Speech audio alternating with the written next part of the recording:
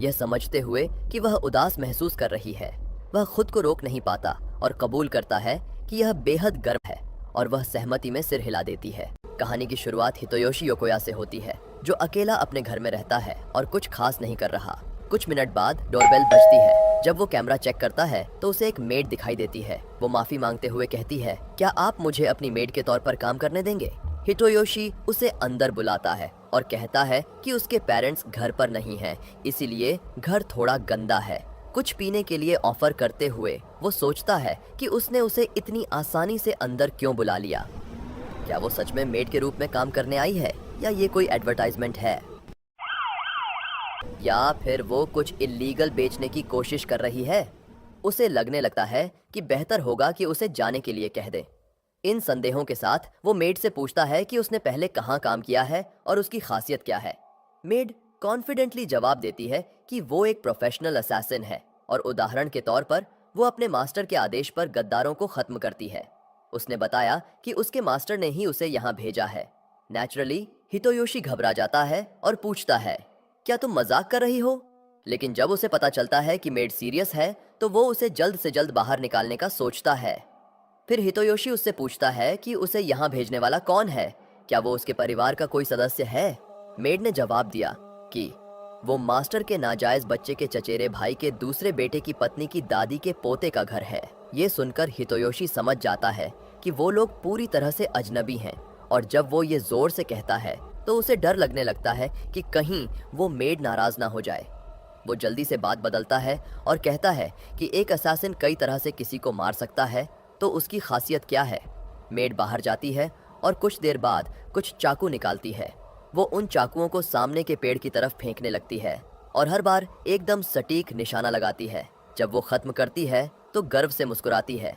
फिर वो कहती है कि उसे चाकू फेंकना इतना पसंद नहीं, लेकिन उसने सोचा कि ये उसकी स्किल्स दिखाने का सबसे अच्छा तरीका होगा। दूसरी तरफ हिटोयोशी बहुत घबरा गया और कहता है कि उसे ये वाला काम नहीं चाहिए, वो बस चाहता है कि वो घर की सफाई करे। मेड ने फिर कहा, अगर सफाई करनी है तो ये मेरी स्पेशलिटी है, और हिटोयोशी उसे समझाता है कि वो जिस सफाई की बात कर रहा है वो वैक्यूमिंग, लॉन्ड्री और हाउस क्लीनिंग की बात कर रहा है, न कि लोगों को साफ करने की। फिर हितोयोशी उसे पॉलिटली बाहर जाने के लिए कह देता है। मेड माफी मांगती है और कहती है कि उसने उसका समय बर्बाद किया, और वो घर से निकल जाती है। जैसे ही हितोयोशी अकेला होता है वो घुटनों पर गिर जाता है और सोचता है कि जो कुछ अभी हुआ वो सपना था या सच। फिर उसे कुछ नीचे गिरा हुआ दिखाई देता है, मेड का एक घंटी जैसा एक्सेसरी। इस बीच मेड सड़क पर चल रही होती है और थोड़ा उदास महसूस कर रही होती है। उसे हितोयोशी की बातें याद आती हैं कि उसका मास्टर कोई अजनबी था। वो सोचती है कि अब वो कहाँ जाए। जैसे ही वो ट्रेन की पटरी के पास पहुंचती है उसे पीछे से हितोयोशी की आवाज सुनाई देती है। वो उसे बताता है कि उसने अपनी बेल गिरा दी थी, जो वो अपने बालों में एक्सेसरी की तरह पहनती है। जैसे ही मेड पीछे मुड़ती है वो देखती है कि एक ट्रक हितोयोशी की तरफ तेजी से आ रही है। हितोयोशी को एक सेकंड में ट्रक हिट कर सकता था, लेकिन मेड लाइटनिंग स्पीड में भागती है और हितोयोशी को समय रहते बचा लेती है। वो उसे खतरनाक हादसे से बचा लेती है और पहली चीज जो वो पूछती है, क्या तुम ठीक हो? हितोयोशी शॉक में उसे धन्यवाद देता है, लेकिन मेड कहती है, मैंने कभी किसी की जान नहीं बचाई, इसलिए मेरा दिल तेजी से धड़क रहा है। हितोयोशी उसे बेल लौटाता है और मेड उसे धन्यवाद कहकर शांत होकर जाने की कोशिश करती है, लेकिन तभी हितोयोशी उसे रोकता है और कहता है कि उसे सच में क्लीनिंग में मदद चाहिए। घर वापस आकर मेड अपनी पूरी नाइव्स कलेक्शन टेबल पर रखती है।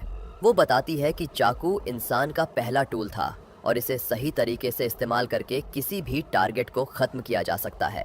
हितोयोशी जल्दी से इंटरप्ट करता है और साफ करता है कि उसे इस तरह की क्लीनिंग नहीं चाहिए, वो बस घर की सफाई की बात कर रहा था। मेड फिर सोचती है कि शायद वो ट्रैश बैग्स लाश छिपाने के लिए रखे हैं। हितोयोशी कहता है, नहीं, ये बस कचरा है जिसे फेंकना है। वो वैक्यूमिंग और लॉन्ड्री जैसी चीजों की बात कर रहा था। मेड समझ जाती है कि असल में उसे क्या काम करना है। हितोयोशी सोचता है कि मेड ने उसकी जान बचाई, इसलिए वो इतनी बुरी इंसान नहीं हो सकती।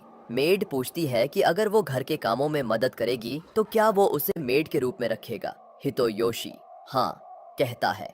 कुछ देर बाद हितोयोशी मेड को देखता है। उसके सिर पर बाल्टी और हाथ में टूटी हुई झाड़ू है। वो समझ नहीं पाता कि ऐसा कैसे हुआ।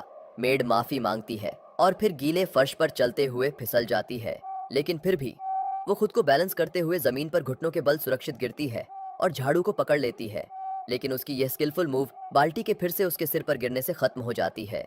हितोयोशी ने पूछा कि क्या वो स्वाभाविक सामान्य घरेलू काम करने में खराब है। उसे सुनकर मेड ने माफी मांगी। वह उदास होकर कहती है कि वो बार बार गलतियां कर रही है और इसलिए वो उसके लिए काम नहीं कर सकती। हितोयोशी ने उसकी बाल्टी उतार दी और कहा कि यह सामान्य है क्योंकि वो इस काम की आदी नहीं है।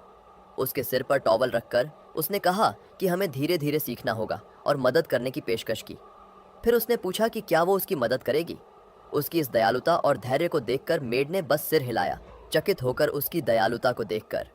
कुछ समय बाद जब उन्होंने पूरे लिविंग रूम को साफ कर लिया, हितोयोशी ने कहा कि अकेले यह सब करने का उसे मन नहीं हुआ, इसलिए उसने मेड का धन्यवाद किया। लेकिन इन सब के बीच वो लंच करना भूल गया, इसलिए उसने पूछा कि क्या वो खाना बना सकती है। उसकी उदास पिल्ला जैसे प्रतिक्रिया देखकर वो समझा कि ये निश्चित रूप से नहीं है। फिर भी वह उत्साहित रहा, बताता है कि उसे पता है कि उसे क्या खाना है और सुझाव देता है कि वो खाने से पहले एक बात ले ले। जब वो बात में थी, वो उसकी दयालुता पर सोचती है। जैसे ही वो बाहर आती है, हितोयोशी मुस्कुराता है और उसका धन्यवाद करता है। हितोयोशी एक अडल्ट मेल की तरह सोचता है कि शायद उसकी नई मेड बिना तौलिए के बाहर आएगी, लेकिन उसके अडल्ट ख्वाबों के विरोध वो पूरी तरह कपड़े पहने हुए बाहर आती है। इसके बाद वह अपने बेहतरीन सब्जी काटने के स्किल दिखाती है और तभी हितोयोशी को यह समझ आता है कि उसे टोनकात्सु का पता नहीं है। वह बताती है कि उसने शायद एक बार खाया होगा, लेकिन उसे याद नहीं है क्योंकि उसे खाने में कोई इंटरेस्ट नहीं है। उसके लिए खाना बस जीने के लिए जरूरी है, स्वाद और सामग्री की कोई इंपॉर्टेंस नहीं है। ये सुनकर हितोयोशी कहता है कि यह अच्छा नहीं है, लेकिन ये टोनकात्सु उसकी जिंदगी बदल देगा और वो सच्चे उत्साह के साथ दिखाता है। हालांकि मेड उसी उत्साह को साझा नहीं करती। वो उससे पूछता है कि उसका नाम क्या है। वह बताती है कि उसका कोई नाम नहीं है और उसके मालिकों ने हमेशा उसे जिस नाम से पुकारा वही नाम था। फिर वह उससे कहती है कि वो उसे जो चाहे बुला सकता है, लेकिन हितोयोशी कहता है कि वो उसे मिस मेड ही बुलाता रहेगा क्योंकि उसे नाम याद रखने में दिक्कत होती है। वह सोचती है कि उसे इसकी परवाह क्यों है, क्योंकि उसने पहले कभी परवाह नहीं की। इसके बाद वे खाना शुरू करते हैं और हितोयोशी तुरंत उससे फिर पूछता है कि उसका नाम क्या है। जैसे ही वे खाना खा रहे होते हैं, वह यह नहीं बता पाती कि यह स्वादिष्ट है या नहीं, जिससे उसे अंधेरे अतीत की यादें आती हैं। फिर भी उसे एक सुखद गर्माहट महसूस होती है और वो हितोयोशी को बताती है कि यह सच में बहुत अच्छा है। धीरे धीरे वह इन नए गर्म अनुभवों को अपनाने लगती है, जैसे गर्म बाथ, खाना और यहाँ तक कि उसका मालिक। उस क्षण हितोयोशी उसे वह कमरा दिखाता है जो उसके लिए तैयार किया गया था। इससे मेड पूछती है कि क्या उसने यह उसके लिए तैयार किया है, और जब वो हाँ में जवाब देता है तो वो सोचने लगती है कि उसका नाम क्या है। इससे उसे याद आता है कि उसे कुछ अनप्लेजेंट काम करने के बाद कहा गया था कि उसकी त्वचा सफेद जैसे बर्फ है और दिल भी उतना ही ठंडा है, इसलिए उसे ऐसा नाम दिया गया था। ये समझने पर कि वो नहीं चाहती कि हितोयोशी उसे एक ठंडी औरत समझे, उसे परवाह होती है कि वो उसके बारे में क्या सोचता है। इस समय हितोयोशी को एहसास होता है कि वो टोनकात्सु का प्लेट खा रही है, इसलिए वो समझाता है कि इस डिश को कट्सुडोन सॉस के साथ खाना चाहिए। जैसे ही वह टोनकात्सु को सॉस के साथ ट्राई करती है, उसे एक नए स्वादों की लहर महसूस होती है, जिससे वह मोहित हो जाती है। रात को हितोयोशी एक बुरा ख्वाब देखने के बाद जागता है, एक ऐसा ख्वाब जो उसे लंबे समय से नहीं आया था। जैसे ही वो रसोई की ओर बढ़ता है, उसका ध्यान दरवाजे पर आता है और उसे लगता है कि किचन में कोई है। उसे याद आता है कि उसकी मेड वो एक हत्यारा है। झांकते हुए वो उसकी आकृति देखकर चौंकता है, लेकिन सब कुछ बदल जाता है जब वो ध्यान से देखता है और समझता है कि वो बस सॉस खा रही है। शर्मिंदा होकर वह इसके लिए माफी मांगती है। वह बताती है कि उसने सोचा कि अगर उसे कल मरना पड़ा तो वो एक बार सॉस का स्वाद लेना चाहती थी। यह सुनकर हितोयोशी को एक विचार आता है और वो दोनों के लिए टोनकात्सु सॉस फोंड्यू बनाता है। जब वे बाहर बैठते हैं, वो पूछती है कि क्या उसे बुरा सपना आया था, क्योंकि जब वो सॉस के लिए रसोई में गई तो उसने उसे कराहते हुए सुना था और वो दर्द में लग रहा था। उसने सोचा कि कोई हत्यारा उसे मार रहा है, इसलिए वो अंदर गई। हितोयोशी पूछता है कि क्या इसका मतलब है कि उसने उसे रोते हुए देखा, और वो हाँ में सिर हिलाती है, पुष्टि करती है कि उसने उसे देखा था। इसके अलावा उसने उसे कई बार अपनी माँ का नाम लेते हुए सुना, जिससे वो बहुत शर्मिंदा होता है। वह कहता है कि उसे भी एक ख्वाब आया था जिसमें कट्सुडोन सॉस उससे बात कर रहा था, उसे जितना चाहे उतना खाने का आमंत्रण दे रहा था, लेकिन इससे पहले कि वो खा सके वो जाग गई। यह पहली बार था जब उसे ऐसा ख्वाब आया, क्योंकि उसे आमतौर पर या तो हत्या करने या मारे जाने के ख्वाब आते हैं। फिर भी जब वो जागती है तो उसे कभी कुछ महसूस नहीं होता और न ही वो कभी एक खास ख्वाब फिर से देखने की इच्छा रखती है। इसलिए वो इस बात के लिए दुखी है कि हितोयोशी को बुरा सपना आया, और जो उसे और भी बुरा महसूस करा रहा था वह था यह न जान पाना कि उसे कैसे दिलासा दिया जाए, जिससे वह बेहद अकेली महसूस करने लगी। हितोयोशी उससे माफी मांगता है कि उसने उसे चिंता में डाला और समझाता है कि यह एक बार बार आने वाला बुरा सपना है। पहले भी उसके साथ ऐसा होता था और वह अक्सर रोते हुए जाग जाता था, फिर अपनी माँ की गोद में सिर रखकर सोता था। यह सुनकर वह तुरंत उसे अपनी गोद में सिर रखने का प्रस्ताव देती है।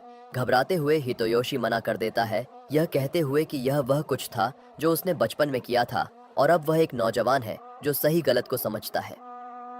लेकिन उसकी बात सुनते सुनते उसकी आंखों में निराशा छा जाती है।